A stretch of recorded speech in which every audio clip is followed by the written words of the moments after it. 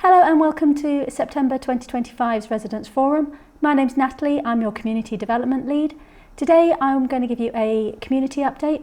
Then Tracy from Encore, the estate management team, will give her annual report, and then we'll move on to Paul for a development update. So we've had a really busy summer. Thank you to everybody who came to the food and beer festivals at the beginning of the summer. Feels like a long time ago now, but it was only a few months ago. Fantastic events. At the food festival we had over 2,500 people, so fantastic to see so many people out and about. Obviously the weather really helped for it. In September we had the Heritage Open Day and the Family Fun Day. I think if anyone saw the Lancaster flyby, it was incredible. It was an amazing noise, if nothing else. It was absolutely sensational. Thank you to everybody who came along. So the community garden goes from strength to strength. Back at the end of September we had a planting day where we actually prepared the beds ready for the 1st of November event. Please come down on the 1st of November. We'll be planting out our winter veg and preparing the area for a lovely, nice cold snap hopefully, and get that garlic growing. A massive congratulations to the Community Association. This year's Scarecrow Festival was an absolute triumph. Fantastic to see so many displays out, and the BFG was a worthy winner. The Community Association do a lot of events around Alconbury Weald. A lot of the things that are organised now are very much done by them. The Family Fun Day, the Food Festival, they all are organised by the Community Association. They do need extra help, so if you would like to get involved in your community and have a real say in what happens around the place, then please do get involved. Their next event is the 29th of November and will be the Christmas market. If you would like to have a stall, please get in touch ASAP because we are running out of space, or just come down on the 29th of November. It's looking like it's going to be quite exciting. I think we're going to have the Ermine Street Church Academy Choir coming to open us up. And there should be a Santa's Grotto, hopefully, so it'll be a really lovely community event. We've got some lovely amenities on site that you might not be aware of. Over at the Pressley Wood Academy, the SEN school, they do have a small hydro pool, and they are letting that out now for private lessons, and that's via LA Academy. So contact LA Academy directly if you'd like your little ones to have some lessons. We've also got within the pavilion more performance, and they're doing injury assessment and treatment, and they're treatment specialists. So again, contact them directly if you've got any needs. So coming up over the next few weeks in October, there is the commuter survey. This is what we use as evidence to change things around site. So if there are things that you are not happy with from an active travel point of view, this is the time to really have your say. In previous years, we've used the evidence from this to change bus timetables, put in the new app bikes. There's lots and lots that happens via this survey. It's the evidence that we need in order to change things. So I can't stress how much I would love everyone to take part. There is a prize draw, so there is something in it for you as well, with co-op vouchers and credit off app bikes as well. We have lots of activities that happen every single week on site. We've got Tuesday Club, TOTS groups, youth group happens once a month. We've also got walking groups, lots and lots of different things happening. So if there is anything else that you would like to see on site, please do get in touch with me and I'll see what I can do to make that happen. There are lots of ways to keep in touch. The Warbler should come through your door every month. We've got Make News.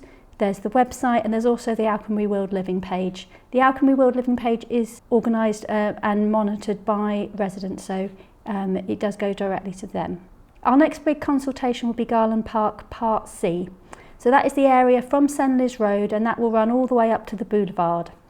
It's going to be built next year, and I will be doing some consultations within the Community Association and at the Resident Forum in December. If you live near there and you have got comments or you want to know what's happening, that's the time to come down and have your say. So I'd just like to give an update on Newton Road. If you've been down the back of Newton Road, you'll have seen that there is quite a lot of work going on down there. There is a haul road currently being built. At the moment, BDW get into their parcel straight through what will be Runway Park. That is now under construction, so we've needed to move the whole road, and that is that red line you can see. The other works that you can see down there are the ponds being built. So they're those blue lines on our picture there. Their earthworks are for the consented ponds, footpaths and the boulevard extension. The landscaping is still not consented, so that will come later on, but obviously the main earthworks is what's happening at the moment. Newton Road will not fully open until BDW have finished the building all their houses, so we're looking probably at about 2029, I would think. Now I'm going to pass over to Tracy from Encore, who's going to give you her annual report. Good evening, my name is Tracy Davis from Encore Estate Management, and I manage Alconbury Weald on behalf of the management company. The items on the agenda this evening include the service charge for the year ending 30th of September 2026. What does the service charge cover? Sharing information via our New Places app and how residents can feed back to Encore. The service charge year is calculated using the calculation method that is set out in Section 4 of the Estate Management Deed. Section B of the calculation is based on the Retail Price Index for August 2025, which is issued in September. The service charge for the year ending the 30th of September 26 was calculated to be £392.02 per home.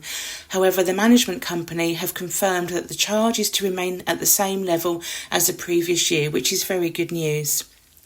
The service charge covers the upkeep of communal areas, green spaces and infrastructure, such as mowing regimes for different types of grass, including amenity grass and wildflower, the maintenance of trees, woodland areas and buffer zones, safety audits of the play equipment, maintenance of ponds and drainage, and the upkeep and lighting for footpaths and cycleways. Any replanting takes place in spring and autumn during the planting season. Service charges are payable once you move into the development. As management company land is already being maintained, you pay towards all managed areas equally, not just areas where you live. More information on the management of Alconbury Weald can be found on our app, which is called Places. All owners will receive an individual invitation key to the primary email address which is registered with us.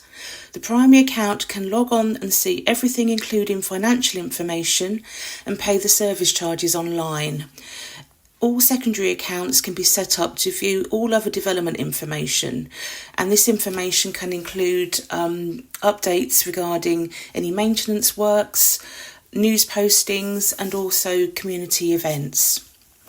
Residents can also have their say by attending residents' forums, reporting issues via email, including maintenance issues relating to communal areas, to let us know you are moving home or to raise a general inquiry. What we are unable to deal with are neighbour disputes, and these must be reported to the local authority. Many thanks. Thanks for that, Tracy. I'm Paul Murphin. I'm the Communities and Partnerships Manager for Alconbury Weald Urban and Civic. For those that haven't been here before, I always like to give an outline of the development. Here you can see Alconbury Weald, a former RAF site, 1,500 acres that's been developed since 2012 and will be developed over the next 10 to 20 years. It will eventually have 6,500 homes. So here's the first phase of Alconbury Weald. This is where we are at the moment. We can see the cricket pitch here, the enterprise campus to the north of the site, and the various house builders throughout the development. Over the last few months, we held a consultation for the sports hub. You can see here a CGI of what it might look like.